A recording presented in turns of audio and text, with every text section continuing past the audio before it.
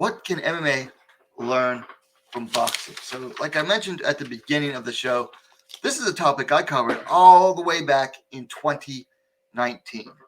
And I decided to bring it back, one, because I was just having a hard time coming up with something to talk about. But two, I really wanted to bring this back and talk about it some more because one, my audience has grown a lot since 2019. It's more than tripled since then. More than tripled since then. It's grown a lot. But also, I think this is a very important subject to talk about because I think that there are things that MMA can learn from boxing and vice versa. But mostly I want to talk about what MMA can learn from the much older sport of boxing that has been around, done that, seen it all, and just boxing has everything down to a science. Like it's called the sweet science of fisticuffs, but also the promotion of boxing, the way things are run in boxing, the way everything is set up is practically down to a science, especially a promotion that does things the right way. You can get so much good done with the fighters and building them up, promoting them, stuff like that. And that's mostly what I want to talk about is building up your fighters and promoting them. But what can you MMA learn from boxing? The first thing I want to talk about is grooming prospects. If you were to ask me which sport overall builds prospects better, grooms prospects better, I'm going to say boxing. Boxing believes in a slow build for their prospects. And you can't do this all the time. I'm not saying that MMA can do it exactly the way boxing does it. Like where you put them against 20 nobodies or 15 nobodies and then finally give them a step up in competition. But I'm talking about like the incremental challenges that boxing does put their prospects through. Boxing puts their fighters through incremental challenges. And that's something that MMA really, really needs to learn from. You'll see it so often where they give them a few easy fights in MMA, and then it's boom, right into a potential title contender fight. Or boom, right into a big step up in competition. Like they're cruising along, and then it's like, boom, fighters hit a wall because their step up in competition is way higher than what they've faced previously. Boxing, you really don't see that very often. In MMA, it's kind of common. And you see the UFC do it over and over and over again to prospects. Macy Barber, doing good. And then, boom, gets a big step up in competition. Hits the wall against Roxanne Modafferi. Or here's another one, Aspen Ladd. Gradual, just fighting regular fighters. And then, boom, gets a potential title eliminator against GDR, Jermaine Darandami. Big step back for her there, too. So, MMA just does not do as good of a job of building prospects. And I think the UFC is finally starting to learn to slow roll fighters a little bit. For example, on the men's side, Sean O'Malley. They're in no big hurry to put Sean O'Malley in against tough challenges for him. They tried it. Chito Vera. Boom, big step back. And what have they done since then? They've slow rolled him since then. So I think they learned from him there. I think they learned from fighters like, Chase Hooper as well, who just wasn't ready yet. So I think MMA, particularly the UFC, is starting to come around to this idea. One championship does it with their prospects. They slow roll them, give them just easy fights, and then finally give them a gradual step up in competition. And they've done it very well.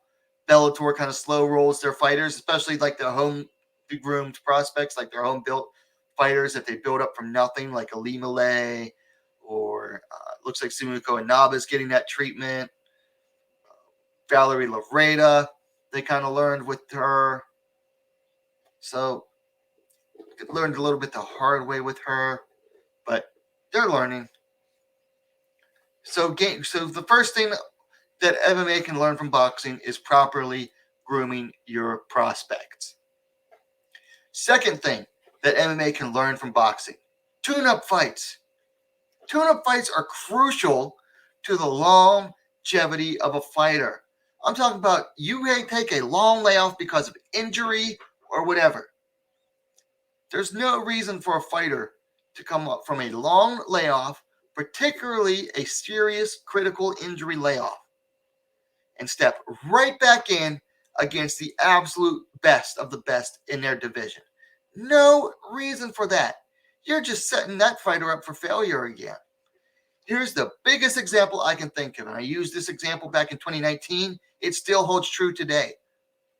UFC ruined Ronda Rousey. Ronda came off her first loss against Holly Holm, tremendously huge loss via knockout.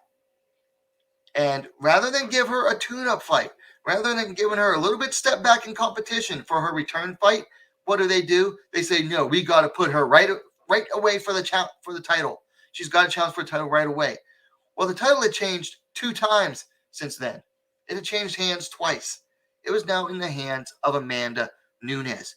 And Nunes sent Ronda into retirement. UFC absolutely killed Ronda Rousey's career with that. And there's been other examples too where a champion or a former champion takes a long layoff due to injury or what have you, or maybe they just haven't been as active. And then first fight back, what do they face? An absolute killer. And it's not always just champions either. Sometimes it's like top contenders or a rising prospect, like someone who's borderline title contender. But then they get injured, they get hurt, or they have to take a long layoff for a little while. And then they come back, and it's like, boom, right in there against killers. And it kills the fighter's longevity. Boxers, they get injured. They come back. What do? They take a tune-up fight. Or a boxer faces several big fights in a row. What do? They take a step back. They take a keep busy fight, a stay busy fight, a tune-up fight, as it were. Why? Because if you face nothing but killer after killer after killer after killer, guess what? You burn out. A fighter is going to burn out. That's why the stay busy fights, the tune-up fights are crucial. Granted, MMA careers are generally shorter than boxing careers in general, but the injuries come a lot faster, a lot shorter. The wear and tear from MMA is a lot bigger than it is from boxing. So you've got to, when you have these good fighters, you've got to try to keep them around for a while. But to just have them face killer after killer after killer after killer, especially when they're fighting, or they're coming off an injury or something like that, you're going to kill their longevity. Now, there are some fans out there, they don't care. They don't care about individual fighters. They only care about what they want to watch. They want to see the best fight the best all the time. They don't want to see the tune-up fights. To me, I think those are the worst kind of fans. Because how can you say you want to see the best fight the best, but then you've got a fighter coming in off an injury? They're not necessarily coming in their best either to take on the best. That's just my take on it. So give fighters a tune-up fight when they're coming back from a serious injury. If they're coming from a long layoff, give them a tune-up fight. Or if they've been facing nothing but killer after killer lately, give them a stay busy fight. Give them a step down. Now, granted, it's MMA. Anything can happen. And sometimes those tune-up fights can bite you. I think that's a risk that's usually worth it, though. Number 3, in boxing, they don't have these big, huge fight gyms, these big, huge fight camps where you've got like 30, 40 fighters together. That's an MMA thing. That started, way back in the day with like Militich, the Lion's Den, and then through today you have like AKA, Jackson Wink, American Top Team might be the single biggest MMA gym/team in the world. You don't have that in boxing for the most part. I mean, you've got some fighters that train together, especially like Canelo's coach. I want to say Eddie Reynoso.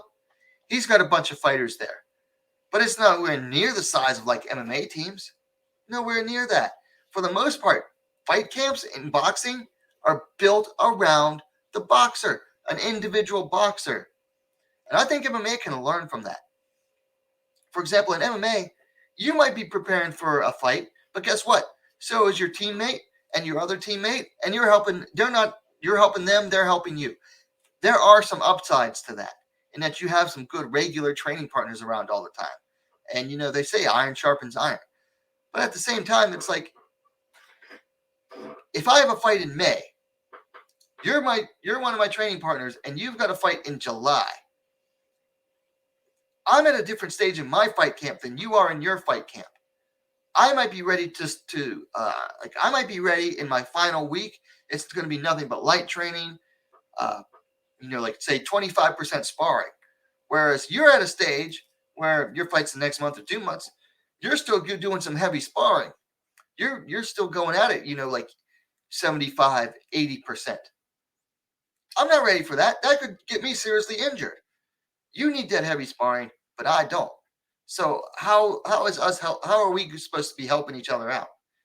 But if I have my own fight camp that is specifically tailored and built around me, then I have special sparring partners brought in, partners that are brought in specifically to mirror my opponent's style. If I'm facing a southpaw, I'm not going to be sparring against right-handed fighters. I'm bringing in southpaws to spar against. My fight camp is specifically tailored to my needs, tailored to get me ready for my fight at the time it's going to happen. And I don't have to worry about helping Pokemo Joe over there or John Smith over there get prepared for their fight too, because I'm focused on my fight. Now, outside of fight camps, like regular everyday training, I think, having those big teams is phenomenal. They're great. Just like they say, iron sharpens iron. And if you're constantly training with other good training partners, that's great. But when it comes to time for fight camps, boxing, I think, does it better in that it is fighter-specific fight camps. My throat's getting sore. Number 4, in boxing, the fighters are the stars. Nobody cares to watch top-ranked boxing. Nobody cares to watch PBC. Nobody cares to watch Matchroom boxing. They're tuning in to watch specific fighters. I might skip this weekend's top rank or Matchroom card because there aren't fighters on it that I want to watch. But in MMA, and the UFC has this down to a science. Really, it's practically monopoly. But in MMA, a lot of the time, the promotion is the star, and the fighters are just tools to help build the promotion. And this is mainly a UFC thing. In the UFC is the star. The fighters are there to help build up the UFC, not the other way around.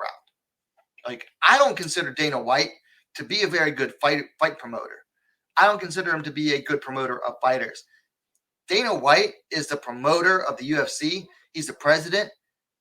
But he doesn't promote UFC fighters. He doesn't promote UFC fights. Dana White promotes the UFC brand.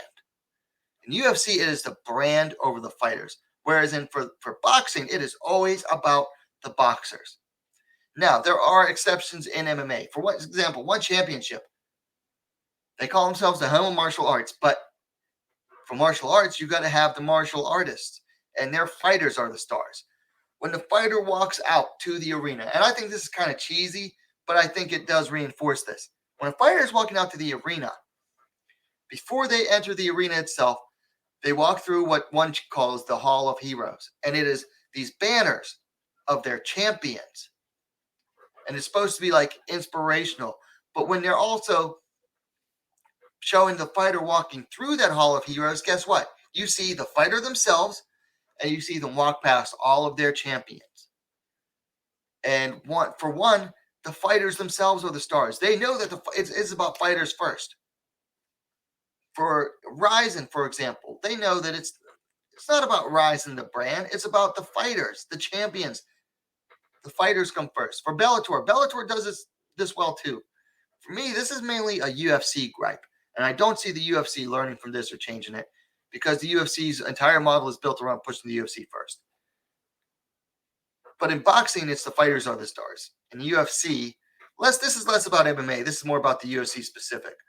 But in UFC, it's the UFC is the star, and the fighters are just the tools to keep people coming back to watch the UFC. And finally, number 5, and thank you to KOTR for this idea, fundamentals. In MMA, you see so many fighters pulling out flashy stuff, flashy moves, when they don't even have a proper jab yet. So many fighters just want to keep adding more tools to their toolbox in MMA without actually learning how to use the tools that they have. Whereas in boxing, the good, proper boxing gym isn't even going to have you putting on gloves probably for the first week, 2 weeks, 3 weeks. I've heard people say they didn't put on gloves for the first month of training in a boxing gym because they're learning fundamentals. You don't need to have gloves on to learn to throw a proper jab. You don't. And how many fighters in MMA actually have a proper jab, a good, proper jab? Not nearly enough. Not nearly enough. And there's so many different ways you can use that jab. You can use it moving forward. You can drive your opponent back with your jab. You're flicking it out there and hurting them. For example, in boxing, watch Triple G jab. Triple G is hurting fighters with their jab. He's knocking their heads back with the jab. Or GSP, like KOTR said. And thank you for this one. GSP versus Koscheck. GSP ruined Josh Koscheck as a fighter with nothing but a jab. Or the jab can be used defensively. If you're a long, tall, lanky fighter and you want to keep the fight at range, like because you don't want to let a fighter inside your range, you can use the jab. Just flick it out there, keeping fighters on the outside. That's just one good fundamental. Or like low kicks. You've got fighters now, they want to throw the low calf kick. It's like you don't even throw a good low kick to the thigh yet. You're not turning your hips over when you're throwing that low kick. And if you're not sure what I mean when I say turning your hip over, go watch a good Muay Thai fight. You'll see them when they kick. They're putting their hips into it, turning their hip over to land that low kick. But instead, they're going for spinning kicks, spinning back kicks, roundhouse kicks. And it's like, you can't even throw a good low kick yet. And you're trying to throw a spinning back kick. Fundamentals. You've got to master the fundamentals first. This past weekend, Julian Calderwood threw a spinning back fist or spinning back elbow, whichever. It cost her the fight. That one move cost her the fight. You're busy trying to be fancy when the fundamentals she was applying earlier were working for her. And then she tried to get fancy, cost her the fight. The fundamentals aren't always the prettiest stuff, but they work. The fundamentals win fights. That's like if you're a white belt in BJJ and you see a video on how to do a go-go plata. Guess what? Okay, cool. You watched a cool video. But you're a white belt. You can barely put in an Americana. You can barely put in, a scarf choke. You barely know the arm bar, and you're trying to, you barely know the triangle. And now you're trying to implement a go-go plata. If you need a good example of what a go-go plata is, watch Nick Diaz versus Takanori Gomi. It's basically like a modified version of a triangle choke. In boxing, they want you learning the fundamentals before you do anything else. And they drill those fundamentals over and over and over again. That's why you go into a boxing gym. A good boxing gym is going to have a wall covered in mirrors or several mirrors. There's going to be mirrors all over the place. Why? Because they want you drilling those fundamentals in front of a mirror so you can watch yourself. You're watching yourself throw the jab because the coach is going to have you do the jab in front of a mirror, and he's going to give you advice on how to fix little things. And as you watch yourself, then when you're drilling it, you watch yourself in the mirror, throwing the jab, jab, cross hook. The fundamentals, you've got to master those before you can move on to the fancier things. Or you got to learn footwork. Man, so many MMA fighters have absolutely trash footwork. That's very basic stuff. And you'll see fighters that drill footwork. They do little footwork drills, and then when it comes time to fight, it's like goes out the door. Probably because they're only drilling it for Instagram. Just saying. Probably only doing it for the gram. So fundamentals, and that's something boxing teaches that a lot of MMA coaches just aren't that great. And they let fighters get away with not learning the fundamentals. So those are the 5 biggest things that I feel that MMA can learn from boxing.